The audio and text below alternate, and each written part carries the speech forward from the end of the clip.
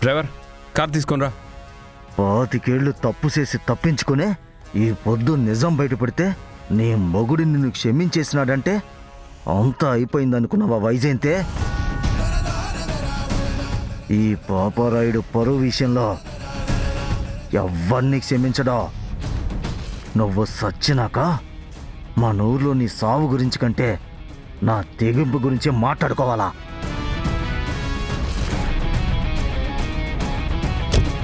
రామ్మా. కేదార్ బాబాయ్ గారు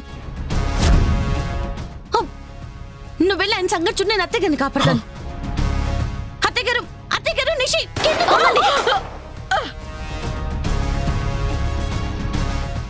నిషి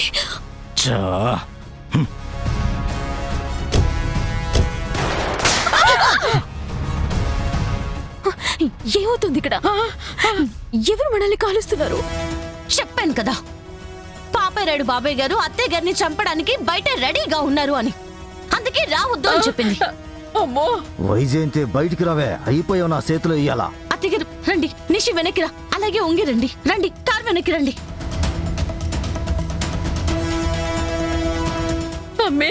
జాగ్రత్త. నిజంగా మా మావయ్య అమ్మని చంపడానికి వచ్చాడా? అత్తయ్య గారు ఒకరినే కాదు, కేదార్ని కూడా. మరి కేదార్ ఎక్కడ జగదాత్రి? పాపారాయుడు బాబాయ్ గారిని పట్టుకోవడానికి వెళ్ళాడు వదినా.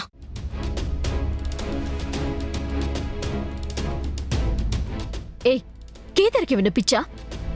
తనని చంపాలని తిరుగుతున్న మనిషి దగ్గరికి తను వెళ్ళడం ఏంటి? అతను నాపాలంటే పట్టుకోవాలి కదా నిషి. వదినా, మీరందరూ ఇక్కడే ఉండండి, నేను వెళ్ళి చూస్తాను, సరేనా? ఏడకమి నువ్వు పోయేది? మా అన్నొచ్చి మళ్ళా గన్నుతో కాలిస్తే అప్పుడు మమ్మల్ని ఎవరు కాపాడేది? కేదార్ వెళ్ళారు కదా అత్తయ్య, బాబాయ్ గారు ఏం కాల్చరు.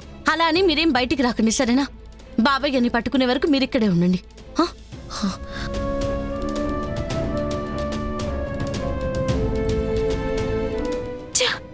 అంతా ఈ కేదార్ జగదాత్రి వల్లనే వచ్చింది. ఏంటి నిషి, జగదాత్రి వాళ్ల వల్ల ప్రమాదంలో పడ్డారా? ఒక 10 నిమిషాల ముందు బయట ప్రమాదం ఉంది, ప్రాణాలు పోతాయని మనల్ని బయటికి రాకుండా ఆపడానికి ప్రయత్నించింది జగదాత్రి వాళ్లే కదా? మనం ప్రమాదంలో పడ్డానికి కూడా కారణం వాళ్లే కదక్కా. వాళ్ళే ఇంట్లో అడుగు పెట్టకుండా ఉండుంటే శ్రీవల్లి ఇంట్లో ఉండేది కాదు. మా అన్న మీ బాబాయిని చూసుకుని చిత్తూరుకెళ్ళిపోయి ఉండేవాడు. ఇదంతా వాళ్ళిద్దరి వల్లనే జరుగుతుంది వదినా. మీరు ఒప్పుకున్నా ఒప్పుకోకపోయినా ఇదే నిజం.